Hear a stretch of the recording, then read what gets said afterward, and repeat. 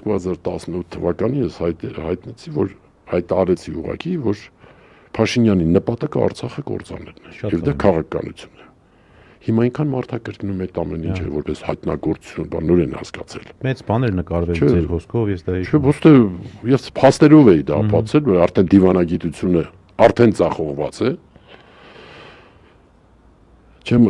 ուզում դա կրկնել, ես հիմա տեսնում եմ, որ նույնը նպատակ է դրված կատարել Հայաստանի Հանրապետության հետ եւ ասեմ, եթե այսպես շարունակվի,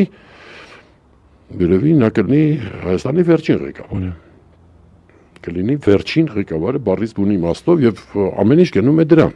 Ամեն ինչ գնում է դրան, որտեվ ըստ էության նորից եմ ասում, մեր թշնամի պետությունների կամակատարն է այս իշխանությունը։ Իրական Հայաստանը դա այն Հայաստանն է, ինչը ամեն օր մենք լսում ենք Բաքվից,